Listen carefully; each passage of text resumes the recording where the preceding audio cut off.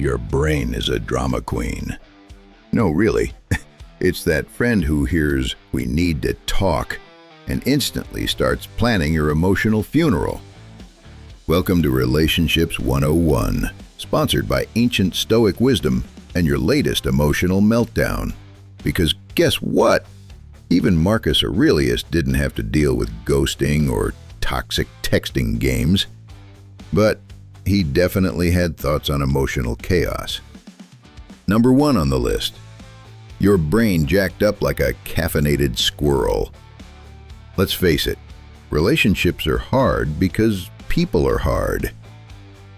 We're all walking contradictions with childhood baggage, spotty communication skills, and a knack for ignoring obvious red flags. You're not crazy for overthinking if he didn't text back. You're just human.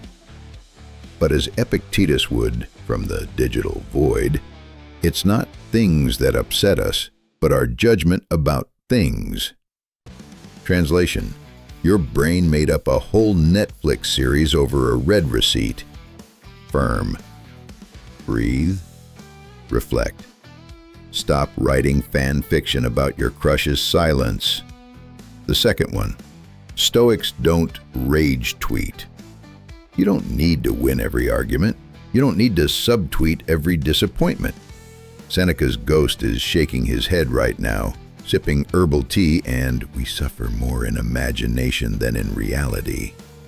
Like when your partner is 10 minutes late and suddenly your inner monologue becomes a soap opera. Plot twist: they were just stuck in traffic, not cheating with their yoga instructor. Maybe don't declare emotional war until you've actually spoken to them. Third on the list, red flags are not confetti, even if they're cute. We all know the obvious red flags: cheating, lying, being a fan of butter knives with crumbs left on them. Yes, Joe, we see you. But what about the sneaky ones? The ones that wear charm like cologne and sound like, "I just think your friends are kinda bad for you"? You're overreacting. You're so sensitive. I wouldn't act like that if you didn't make me. Manipulation doesn't arrive in a trench coat holding a neon sign. It shows up slowly, quietly, like an iOS update that you didn't ask for but somehow wrecked your system. Number 4 on the list. Gaslighting isn't just a buzzword. It's a fire hazard. Let's talk about emotional blackmail, aka the Jedi mind trick of toxic relationships. If you leave me, I'll hurt myself. If you love me, you'd do this for me. If you cared, you wouldn't say no. Nope, nope, nope. You are not the designated therapist, emotional babysitter, or guilt sponge. Marcus Aurelius didn't write Meditations so you could confuse pity with love. Waste no more time arguing what a good man should be. Be one. And being one means setting boundaries, not setting yourself on fire to keep someone else warm. Number 5. Your ecosystem isn't a toxic dumping ground. Think of yourself as a little ecosystem. You got dolphins, sunlight, good vibes, then bam! Someone starts dumping emotional sewage in your ocean.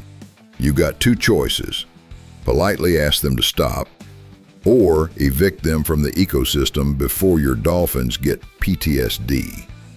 A healthy relationship isn't built on cleanup duty. It's built on mutual respect and the ability to say, "Hey, you're killing my dolphins." And if their response is, "Wow, you're so sensitive," then congratulations, you've found a toxic waste leak. Plug it. Want more ancient wisdom for modern messes? Like, subscribe, rage quit toxic relationships, and always remember what Marcus Aurelius really meant. You have power over your mind, not outside events. Realize this and you will find strength, or at least stop texting your ex at 2 a.m. Peace out, Stoic soldiers. Clean your oceans. Save your dolphins. Number 6. You are not their therapist or their rehab. Hard truth time. You are not responsible for anyone's happiness. Read that again, compassionately. Someone struggling with mental health deserves compassion, but that doesn't mean you become their emotional hostage. Stoic wisdom is about self-mastery, not self-sacrifice. As Epictetus said, "You may fetter my leg, but not even Zeus has the power to break my freedom of choice." Your choice matters. You can choose not to be someone's emotional band-aid. The 7th one on the list: love bombs are not acts of kindness. They're airstrikes. Love bombing feels like a fairy tale until you realize it's a power move in a rom-com written by Satan. The sudden gifts, the daily I love yous after knowing you for a week, the future planning on date 3. It's intense because it's manipulative. Healthy relationships unfold like a Netflix series, paced, layered, with room to breathe, not like a TikTok trend that burns out in 15 seconds. Seneca would say, "Nothing is more honorable than a grateful heart." But love bombing isn't gratitude, it's bait. Number 8, self-reflection, because sometimes you are the problem. Before you become a stoic warrior of virtue, check yourself. Are you reacting out of fear, being petty on purpose, silently punishing your partner because they didn't read your mind? Ask, am I being an asshole right now? If yes, congrats, you're self-aware. That's the first step. Even Marcus Aurelius had moments where he probably wanted to throw a scroll at someone. The difference? He journaled about it instead of weaponizing passive aggressiveness. Number 9, why they should want you, not need you. Here's a love pill. Neediness isn't romance. It's codependency wrapped in a bouquet. Want is beautiful. Need is dangerous. They should want you like sunshine, not oxygen. You are not their life source. You're not a fix. You're a bonus level. If someone says, "I can't live without you," send them to therapy, not your apartment. Number 10, when it's time to let go, aka kick them off your planet.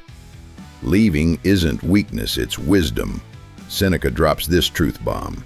Sometimes even to live is an act of courage, and sometimes leaving a relationship that's become toxic is the bravest thing you can do. If being with someone makes you feel anxious, belittled, or emotionally duct-taped to their roller coaster, then it's time.